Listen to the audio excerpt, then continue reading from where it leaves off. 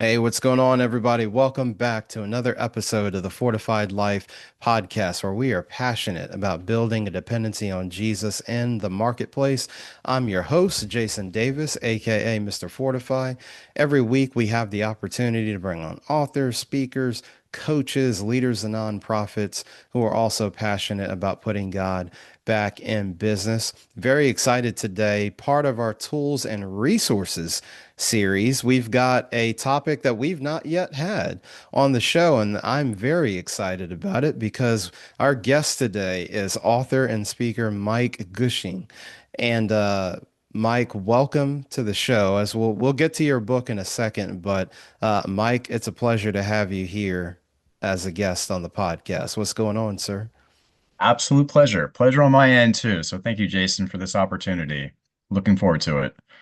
Yes. And so, ladies and gentlemen, as part of our tools and resources episode, Mike has a new book called The Peak Orthodontic Practice 20 Lessons and Interviews from Over 1,000 Practice Visits. Mike, why don't you tell us a little bit about your background? Because I don't think that anybody, one, wakes up and just writes a book. And number two, they just don't wake up and write a book on this topic either. So, give us a little background. Sure. Well, you never know. Some people may have an interest in writing books about orthodontic visits, but to give you some background, I'm a son of an orthodontist. So I grew up in the industry in the sense that my dad is an orthodontist, and I grew up working in his practice. That was my first job when I was 14 years old, taking digital records for my father. I actually never went to ortho school, never went to dental school. I went to the business side of orthodontics. I went to Ohio State, graduated with a marketing degree, and then ended up working for multiple orthodontic companies.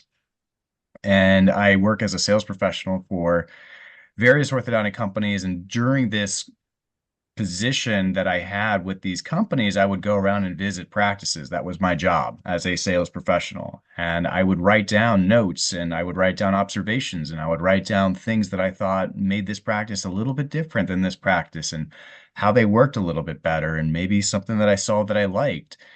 And after years and years of doing this, I thought, you know what would be fantastic if I just compiled this into a story. I interviewed some key people in the industry, put it together in a book that you can buy for a sandwich and a beer so that if you're an orthodontist, if you're a sales professional in this industry, if you're someone who's just curious about this industry, you would have a decade's worth of knowledge right at your fingertips. And that was the mission I felt that I needed to do next. That's awesome, Mike. Love that background and even just the legacy acknowledgement for your dad. And Mike, I'm just curious. You talked about going on the business side, so especially when it's like a family thing, Uh-huh. what played a role in that? Because sometimes people just it's like a direct, one to one. Well, my mom or dad did this, so I'm gonna go directly in it. What drew you to the business side? Well, that's a good question. I think a lot of us take on values we have from our parents. No Hmm. matter if you had parents that were highly involved, if you had parents that were not involved, some imprint happens to you in childhood. I think that's true for everybody. And for me, obviously the orthodontic, the dental imprint happened at a young age. And so I'm not going to deny that that was always there. But as far as being a clinician myself or being a provider, I never had that calling. I never felt the need to go in that actual direction. And so, like many people, I went to business school because I was open to see what opportunities could be available. I was agnostic in the sense of a certain career path. I just wanted to graduate with a business degree because I felt that at that direction, I couldn't fail. I think if you graduate with a business degree, it's pretty applicable to a lot of careers. And again, this is where that imprint comes back. So you graduate and you want to do your own thing, but the value of maybe working in this particular industry started to call me back, Jason. And I credit serendipity, I credit God's plan. But some reason I came back to this industry, and that's how I started. Love it, Mike. Love it. Now, Mike, you said something. I didn't want people to skip over it because you're in Big Ten country, so I have to do the call out. Call it OH? out. OHIO. IO. To all the Buckeye fans out there. I'm an Ohio State Yes. graduate. Yeah, so Mike, I get a lot of, especially the SEC here on the show different guests. So I wanted to Uh-oh. make sure I gave a call out and gave the Big Ten a shout out. So shout out to the Big Ten and Ohio State. Well, Mike, let's dive into the book here. So, The Peak Orthodontic Practice, 20 lessons and interviews from over 1,000 practice visits. I love the legacy conversation with your dad. What is the goal of this book and who is it for? That's a great question. I think here's the truth that I don't think many people know is that orthodontists, they're doctors. And people think of them as doctors that put on braces and they assume that they work in the same type of environment as a regular doctor. But as a sales professional, one of the truths is that orthodontists are sales professionals because they have to bring in new patients every day. They have to go out and market themselves. They have to go out and sell. They actually have to go to other general dentists and ask for patients, for referrals. And so if you look at that through the prism of they are sales professionals, but they have a doctor degree, you start to pick up patterns of how they grow their practice, how they grow their business, how they lead with intentionality. And that's a truth that I don't think a lot of people picked up on, and something that I learned very early on. And that's one of the meta themes in my book is that to grow and have a successful practice, you almost have to take on the hat of being a sales professional, even though you're a doctor. So to answer your question, who's this book for? It's for people in the industry that want to have a great practice, yes, but it's also for people in the industry that want to take their practice to the next level. So if you're an Mm. orthodontist or you're a general dentist or you're someone who works in the dental industry and you're curious what makes a great practice, the meta theme of being a sales professional plays a big role in this entire book. I love it, Mike, and it reiterates the point that no matter what industry or profession that you're in, we're all in sales to a We certain all are. extent. Yeah. Absolutely. Absolutely. So whether you're selling a product or selling an idea, and people may view this kind of as a joke, Mike, but it's like, hey, in your own household, you're selling your spouse or your kids on an idea, kind of. So sometimes we hear salespeople only think product sales, but really we're talking about our ability to influence people. And that happens every single day. You know, sometimes we're the influencer and sometimes we're the influencee, but ideas are being sold every day in addition to products. So that's one of the things I kind of hear you saying too. Even though orthodontists went and they have their formal training and degree, they're pounding the pavement every day for all things teeth. They Really. are. And to build off that, not just selling ideas about how to grow their practice, but they're Mhm. leaders. They have a team. They have a Yeah. team that looks to them. That's another meta lesson in this book is that, yes, you know how to move teeth. Yes, you know how to make a great smile. Yes, you are a provider for the dental industry. Yes, that's all true. But what is not apparent and what's a truth that most people miss again is that you're selling and you're leading. And That's good. those two things that I learned in business school, I learned in observations of walking into these practices, and I learned from listening to leaders. I just found that those are some elements that are not apparent for a lot of providers. They think that to be the best provider, they need to have the best movement of how to do this or the best technology on how to do this. But to your point, Jason, it's exactly that. Everyone is in sales, but everyone's also in leadership. And as soon as Yeah. you admit to that, that is what's going to take you and your level of practice to the next level. Mm. Mike, I think that's a great segue because just looking at some of the lessons in the book, one that jumps right off the page is the first one, actually. Respect the art first, embrace change second. And that kind of dovetails on the leadership, but what did you mean there about respecting the art, but then also change?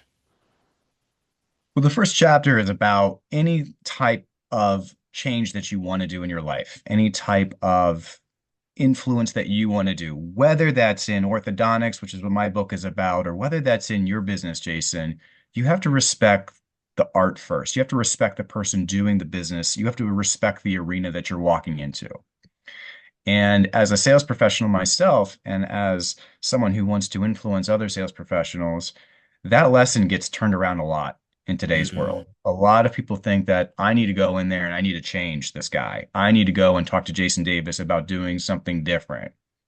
But if you reverse the order for that, if I go in there and I respect Jason, I respect what he's doing, and I understand his current processes, and I just respect his art, whatever that is. This podcast is your art, Jason, your conversations. And I establish that there's a respect there.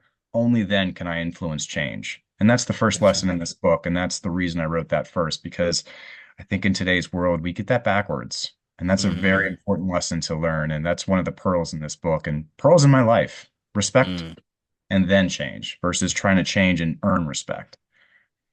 Absolutely. That's powerful, Mike. And plus, Mike, I would say this too, just on the surface. Listen, if anybody's touching your teeth, you're gonna want to be good friends with them anyway, because they know where all the nerves and nooks and crannies. Exactly. If you're not being respectful, you may get in some pain in orthodontic. No, I'm just kidding. But no, I think that's a great lesson for anything in life. And I just sometimes find that that gets missed, not just from the providers, but from people that work in the industry, people that work in sales, people that work really anything to do with orthodontics that can get missed. And that was an important lesson I wanted to hone in on.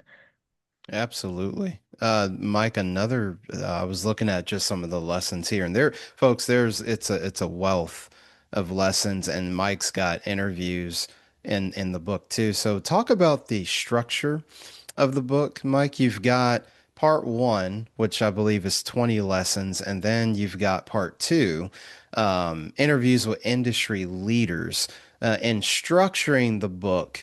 Um, what came to mind there, dividing it that way? Hey, let me give you lessons, and Mhm. then let me give you interviews from industry leaders. Great question. So the first part was actually written first. I Okay. went and I took all the notes that I had from visiting a bunch of practices. I put it together and I wrote the top 20 lessons. And again, they have themes of sales, leadership, growth, things that I don't believe are taught that well in medical school. Hmm. But I thought to myself, I'm a sales professional. I'm walking into practices. I don't have much credibility. What would be more impactful is that if someone not only read these lessons, but they also got to interview and hear from leaders in this industry who they respect. And so what I did was I did it in two parts. So the first part of the book is just my lessons. These are the top Hmm. 20 lessons after I visited 1,000 practices in orthodontics. Here you go. This is what I would tell my best friend. But the second part of the book is I picked 20 people that are highly respected in this industry, people that have Hmm. won awards in consulting, people that have grown practices beyond imagination in terms of revenue, people Hmm. that have won awards for being a great speaker in the industry, people that I believe other people in the industry look up to on social media, people that look up to on chat forums, like a lot of people that I respect a lot too, because I've been in the industry for a while. And after you're in an industry, you start to see who the leaders are and who the voices are. So I Hmm. picked 20 people that I thought were just fantastic leaders. And so that second part of the book is interviews with them. That's all it is. It's Interesting. just question, interview, question, interview. And it follows a cadence of I ask a question and none of my input is in the second part. It's just their answer. And questions such as, if you had to visit a practice, what would you change first? Or one of Mm. my favorite questions is, what is a what is a bad recommendation that everyone thinks is a great practice? Like, what is something that you Mm. just personally do not like that everyone else in the industry says this is the way to go, this is what you should do? Or another one, if you had $100 or less, how would you spend it to better the practice today? What would be the one thing you'd buy or one thing you'd spend it on? Like lessons that I think that you could bring these leaders into your practice and you would have just great pearls. And you have 20 of them right there in the book too. So good, Mike. Um, Mike, when you just also being a fellow author, there's the part of books that are like, man, that was awesome. Then there's usually a piece that's like, man, this is a little tougher than I thought to write. So I want to ask you the same thing, author to author. What part of the book was just such a joy? Now, of course, we love the whole thing. So for Sure. folks listening, of course, anything that gets written is awesome. But there is a level of discipline and dedication. And so what I'm asking Mike is what part of the book just like butter? I mean, you had so much in your head that it just flowed off the pen or off the, typing. And then what part of the book were you like, man, I actually need a minute I kind of need a minute. This is kind of tough to write. What were those? Toughest thing to write, easiest thing to write? Well, I'll go in reverse order. The easiest thing, and I'll let readers decide themselves, but one of the things I did to make this book just a little more unique is I put my own cartoons in this book. So Hmm. I draw hand images of something that I thought was funny or a lesson that I felt would be better done visually.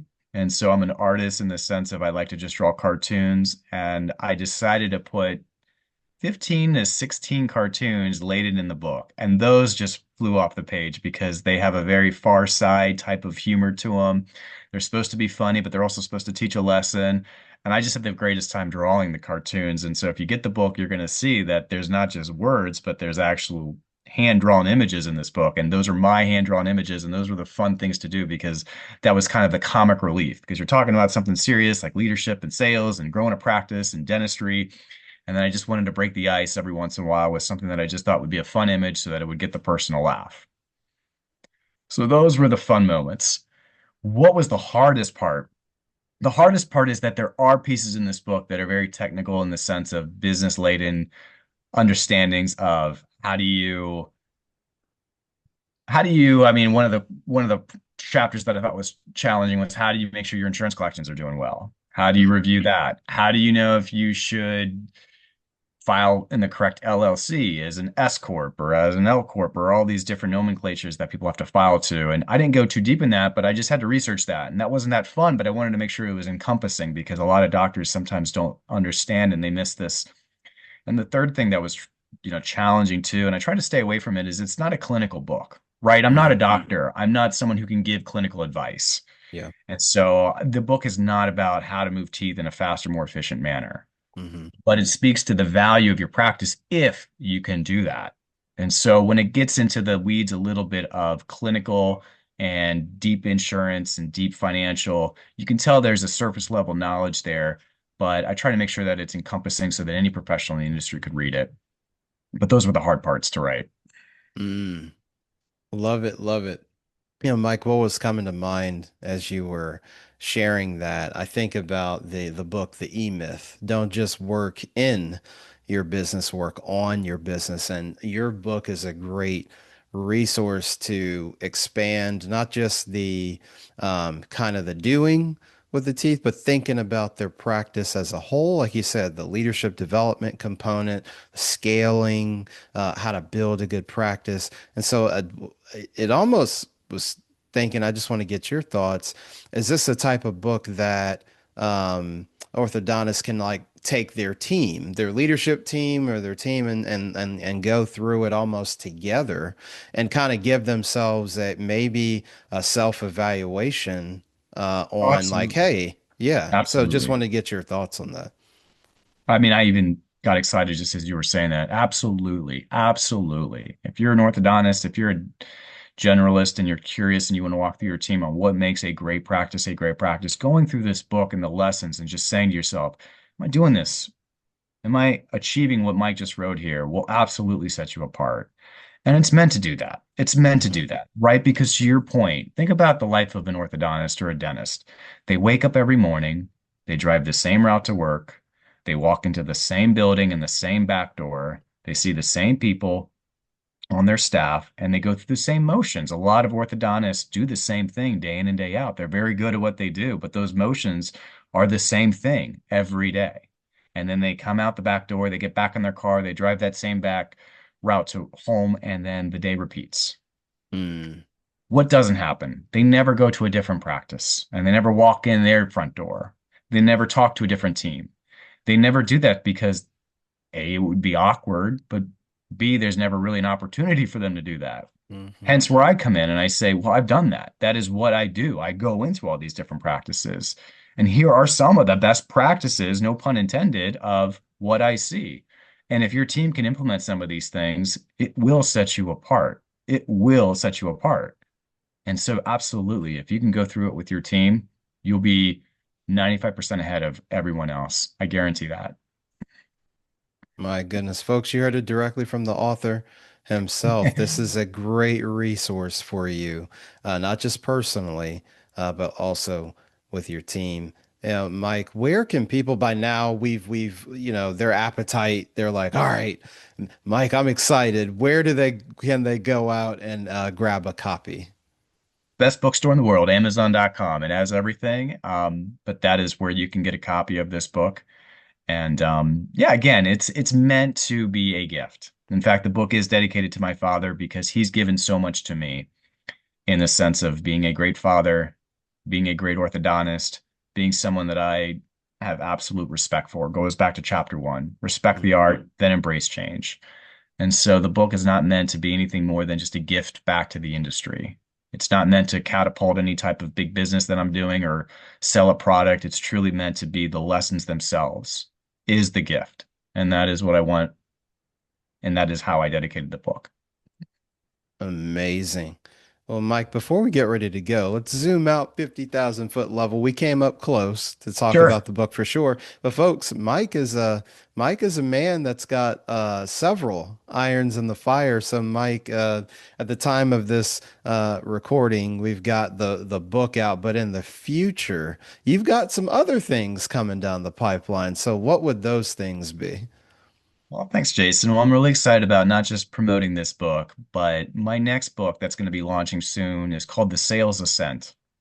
And it is what I believe is one of my passions in life of being a better sales professional. I think sales is a craft, and those that treat it as a craft do really well versus those that treat it as a job or those that treat it as a means to try to win deals or take other people's um I, I was going to say take other people's money, but there's some sly salespeople in the industry, not just in orthodontics, but in general. Hmm. And I really wanted to write a book that would speak to making sales a craft about how it's to serve others. Yeah.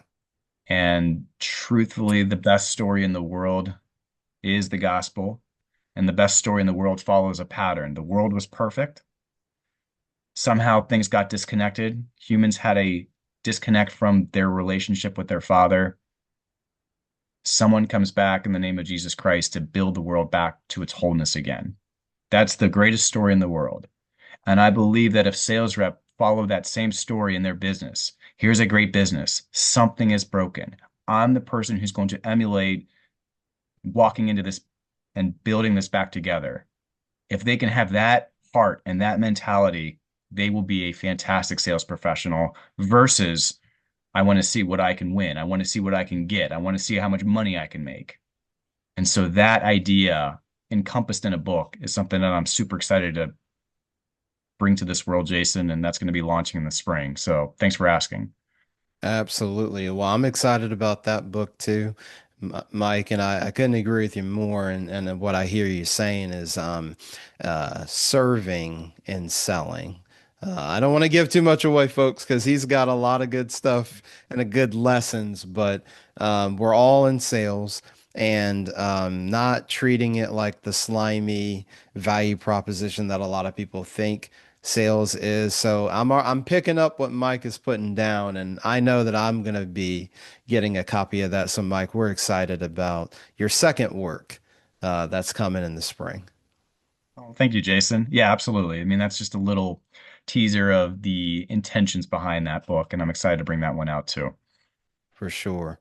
Well, Mike, as we close, what's the best way for people to reach out to you, get in touch with you? I know we've got the books themselves, but you've got a lot of good information on your platform. So where can people go to learn more? Well, thanks, Jason. Absolutely. So I write weekly at the mikeallenproject.com. And again, you can buy my book on Amazon, but if you want to follow me weekly, I'm on LinkedIn, Mike Gusching, and my website is mikeallenproject.com, and you can get a weekly article. And I hone in on lessons of potential, achieving your potential. And audience for me is mostly sales professionals and orthodontists in the industry that I'm in, but I'm hoping to branch out to anyone who's looking to level up their game in the sense of professional sales, professionalism, and I try to bring on different guests as well. I have another author that's going to be doing a question and answer session about personal habits that are great. And it just follows my passions too. I think that we all can get a little bit better every day. And if I can help guide someone else in that direction, while it's still thinly veiled autobiographical notes to myself, because that's what it really is. It's just notes that I'm writing for me to learn and develop better. I'm happy to do that and happy to have anyone follow along. Love it, ladies and gentlemen. Mike Gushing. Mike, it's been a pleasure to have Thanks, you Jason. here on the show. We'll have all of Mike's information in the show notes. So trust me, if you want to grow, scale, learn more about your orthodontic practice, we'll have how you can purchase the book in the show notes as well as Mike's newsletter. So make sure you look out for that, subscribe, and follow all his nuggets of wisdom that he releases on a weekly basis. Mike, can't thank you enough for hanging out with us here on the Fortified Life podcast. Thanks, Jason. Absolute pleasure. For sure. Well, folks, you know how we leave things. Don't compartmentalize your faith in the marketplace from the boardroom to the bathroom. God is with you. Remember to like, share, and subscribe to the Fortified Life podcast on YouTube, Apple, Spotify, iHeartRadio, wherever you listen to your podcast platform of choice. We are there. And also make sure you subscribe to the YouTube channel, The Fortified Life. We will see you next time on the Fortified Life podcast.